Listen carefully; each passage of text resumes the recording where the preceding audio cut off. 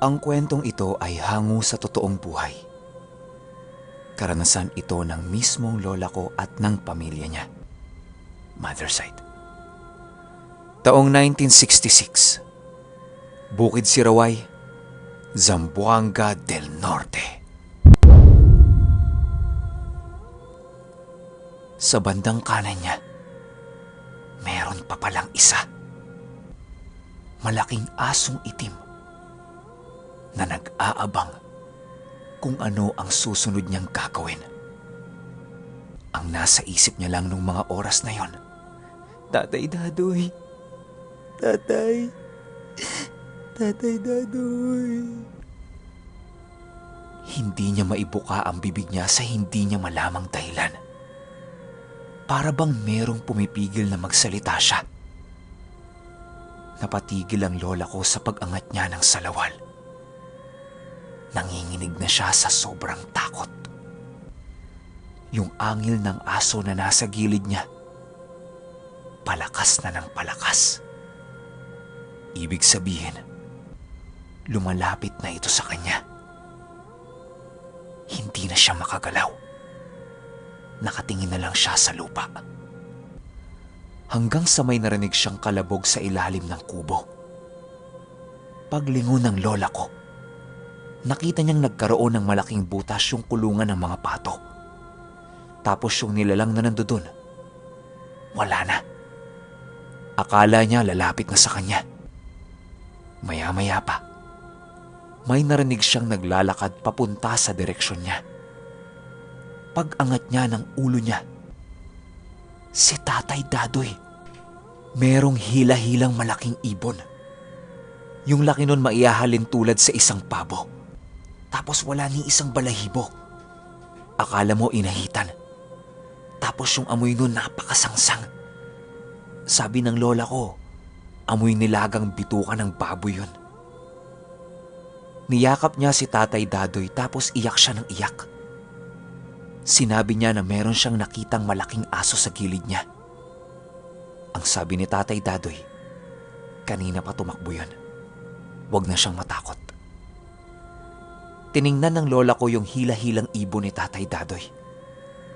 Tinanong niya kung ano yun. Ang sabi sa kanya ni Tatay Dadoy, alaga ng aswang. Inutusan na pestehin yung mga alaga niyang hayop. Hindi lang alam ng lola ko yung tawag doon. Pero hindi ito isang uri ng sigbin. Meron lang yung dalawang mahabang paa, tapos itim na itim yung balat na walang balahibo. Mahaba yung nguso tapos malalaki yung ngipin. Ayon kay Tatay Dadoy, nung bumangon yung lola ko, naalimpungatan siya. Tapos narinig niya din yung kalampag sa ilalim ng kubo nila. Pagsilip niya, nakita niya yung nilalang na yon. Agad-agad ay bumaba siya ng kubo at pumwesto sa likuran nito. Kumuha siya ng lupa, tapos ikinalat niya yon sa mga palad niya. Naghihintay siya ng tamang tiyempo para hilahin yon mula sa ilalim. Kaya pala hinayaan lang ni Tatay Dadoy na nakatitig yun sa lola ko para hindi mabaling ang atensyon nito. Nung nakakita na siya ng pagkakataon, walang sabi-sabi ay hinila na niya kaagad sa paa yun. Tapos hinawakan niya sa leeg at saka niya binali ito. Tinanong ng lola ko kung bakit kailangan niya pang maglagay ng lupa sa kamay. Ang pagpapaliwanag ni Tatay Dadoy, hindi kayang hawakan ng ordinaryong kamay yung nilalang na yon. Bukod kasi sa pagiging malakas at mabilis nito, sobrang dulas din ang katawan nun. Akala mo humahawa ka sa katawan ng saging na punong-puno ng langis. Kaya ang paraan lang para mapigilan ng pagtakas nun, maglagay ka ng lupa sa mga kamay mo at hawakan mo yun ng mahigpit. Tapos mabilis ka din dapat napupunta sa leeg nun para patayin ka agad ito. Kasi maaari ka pang makagat nun kung hindi mo tutuluyan. Habang pinapaliwanag ni Tatay Dadoy yun sa lola ko, gumagawa na siya ng bundok na pinatuyong dayami. Tapos nakikita ng lola ko, parang merong tinatawag itong si Tatay Dadoy. Tapos tinuturo niya yung pinatay niyang malaking ibon. Hanggang sa pumasok ito sa loob ng kubo at naghanda na ng pangsusunog niya sa nilalang na yon. Tinawag siya ni Tatay Dadoy. Ang sabi sa kanya, huwag nang panoorin yung gagawin niya. Bumalik na lang siya ulit sa pagtulog. Pero makulit tong lola ko.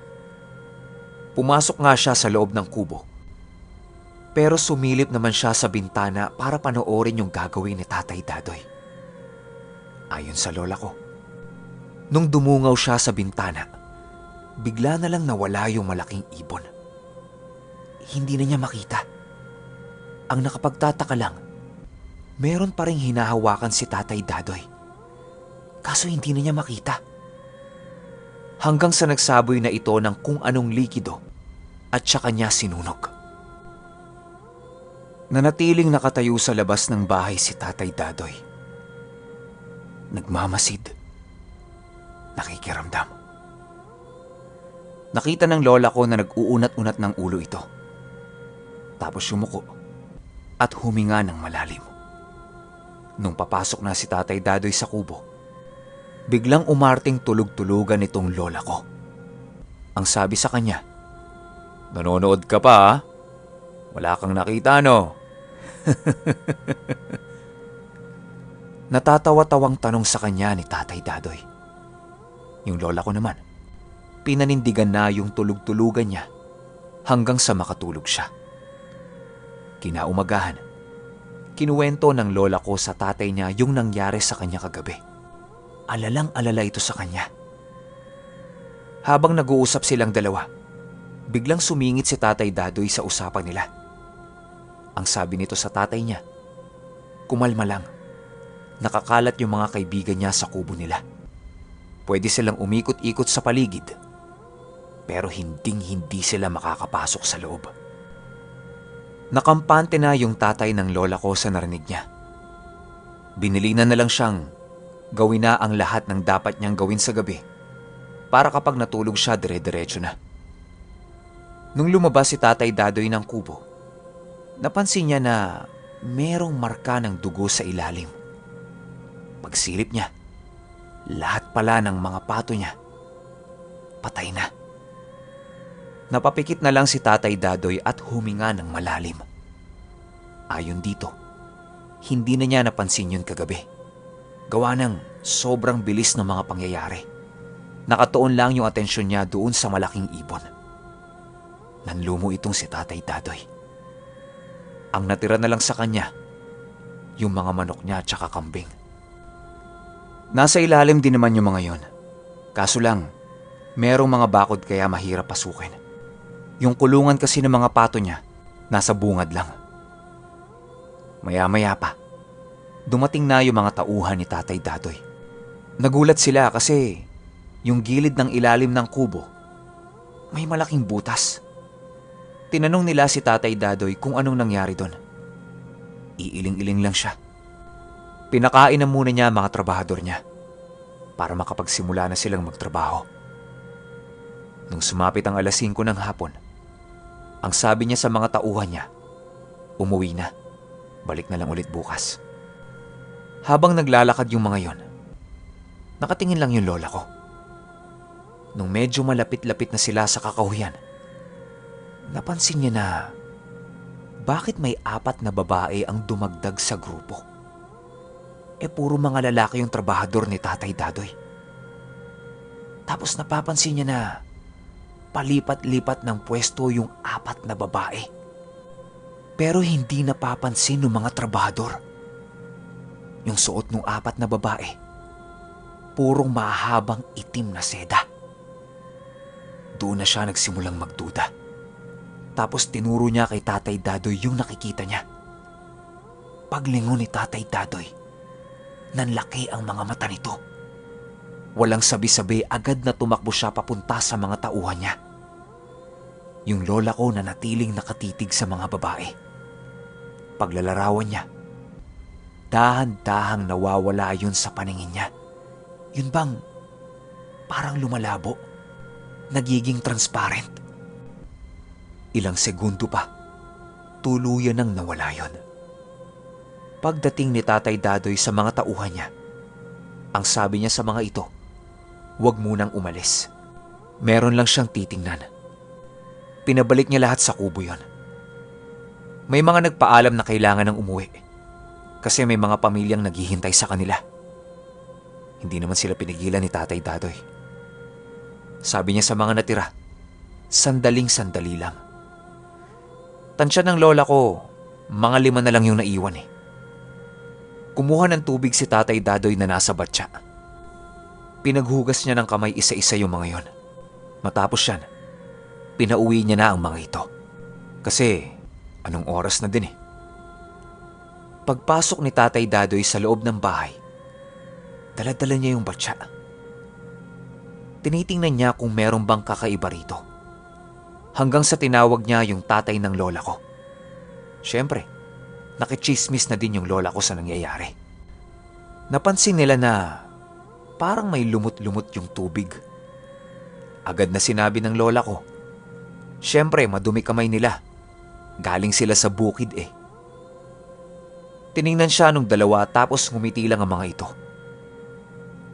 Pagbalik ng tingin ng lola ko sa batya, nagkaroon ito ng parang bukol na itim. Yung itsura ng alikabok kapag nabasa ng tubig. Ganon yung itsura nun, sabi ng lola ko. Tapos umaalsa yun. Nung napansin ni Tatay Dadoy na umaalsa, meron siyang inusal tapos iniihip doon. Hanggang sa naging normal na dumi na lang ito sa tubig. Tumingin si Tatay Dadoy sa dalawa. Tapos sinabi niya sa mga ito na, hindi basta-basta tong mga bumibisita sa atin. Kung mga aswang lang to, madali lang. Pero iba ang nararamdaman ko dito. Kailangan ko si Mamang. Tuwang-tuwa yung lola ko nung marinig niya yon. Kasi marami na sila doon sa kubo. Kinagabihan nun, tahimik na lang silang natutulog. Sabay-sabay silang nagising nung may narinig silang "Ko! Ko! Ko! Ko! Ko!" Palakas yun ng palakas tapos pasakit ng pasakit sa tenga. Para bang nasa mismong tenga sila tapos kaw ng kaw. Hinawakan ni Tatay Dadoy yung binakuko niya. Ayon sa lola ko, habang nakatitig siya sa mukha ni Tatay Dadoy, sobrang likot ng mata nun. Para itong merong sinusundan. Yun bang parang naghahanap ng timing? Nasa loob lang sila ng kubo. Hindi naman kita yung labas.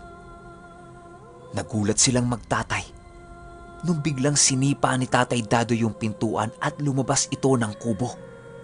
Meron siyang hinabol. Tapos nakarinig sila ng pulasan. Yung tunog ng talahiban, rinig na rinig nilang nahahawi yun. Tapos ang bibilis tumakbo. Sumilip yung lola ko sa bintana para tingnan kung anong nangyayari. Nakita niyang merong tinataga si Tatay Dadoy gamit ang binakuko nito. Pero sa paningin niya, para lang itong humahataw sa lupa. Wala namang tinatamaan. Maya-maya pa, hinubad ni Tatay Dadoy yung damit niya tapos nilagay niya sa lupa. Para bang meron itong tinakpa na kung ano. Tapos nun, tumakbo siya papasok na sa talahiban.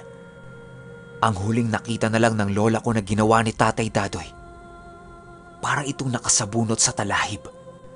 Tapos meron itong tinagpas. Para bang meron siyang pinugutan ng ulo. Matapos yun, pumasok na siya hanggang sa kakahuyan. Hindi na nakita ng lola ko yung mga sumunod na nangyari. Habang yung tatay naman niya, nakahawak sa tansong punyal. Nag-aabang sa labas ng kubo. Halos abutin din ng 30 minuto yung paghihintay nilang magtatay. Nung nakita nilang pabalik na si Tatay Dadoy, agad-agad sinalubong nila ito. Kasi mukhang pagod na pagod eh. Inakay nila yon hanggang sa makapasok sa kubo. Matapos yan ay humiga si Tatay Dadoy habang hinihingal-hingal. Hinihintay nilang magkwento ito. Pero wala. Nakatitig lang ito sa itaas habang hingal na hingal.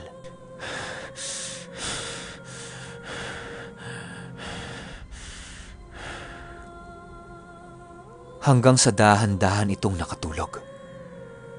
Kinaumagahan, hindi na natulog yung lola ko at tatay niya dahil sa pag-alala sa kanya.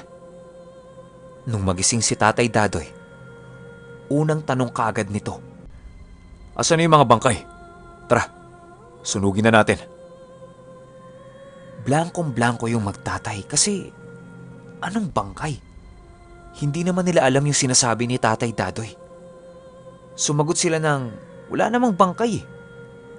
Agad-agad na patayo si Tatay Dadoy. Tumakbo ito sa labas kung nasaan yung damit niya. Pag-angat niya ng damit niya, nagmura ito ng malakas. Sumunod sila kay Tatay Dadoy para tingnan kung ano yon.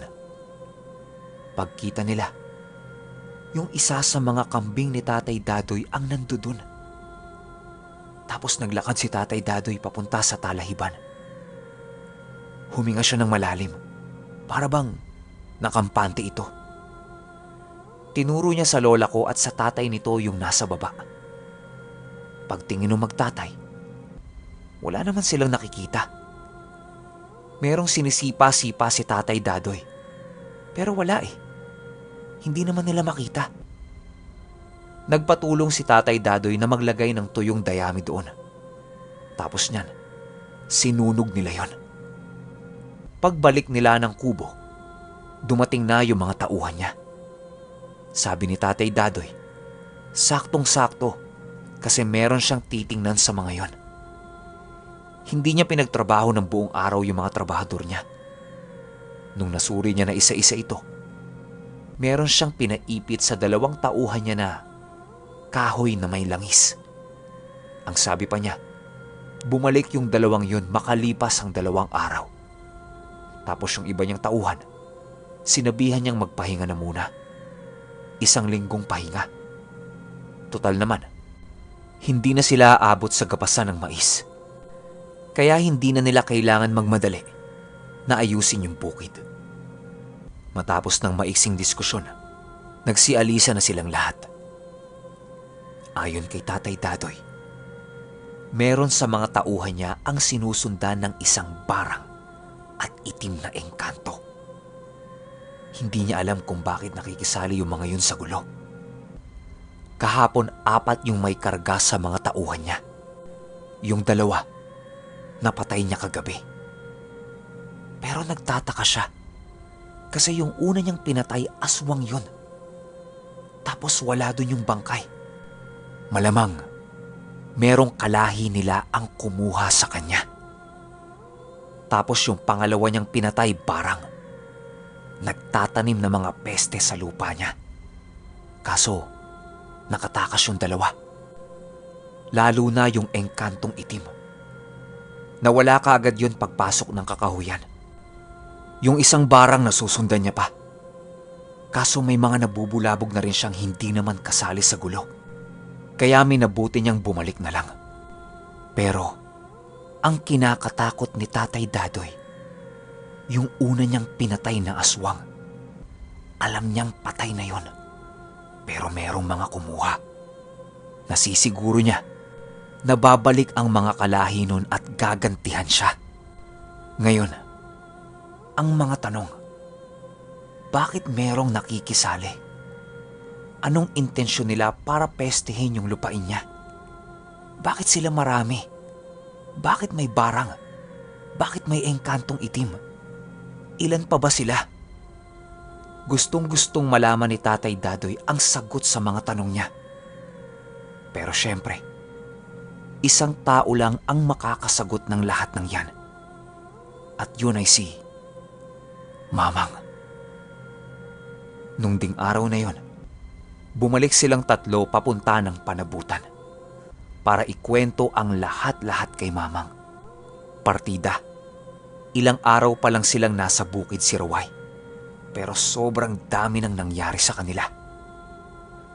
Habang naglalakad sila papunta ng panabutan, namomroblema si Tatay Dadoy kung paano niya susolusyonan lahat ng nangyayari sa bukid niya. Gustong-gusto na niyang magsumbong kay Mamang kasi pakiramdam niya lahat ng nasa kaliwa pinagtutulungan na siya at tanging hiling niya lang sa kanyang sarili na sana maging maayos na ang kanyang bukid para sa mga paparating na kapasan.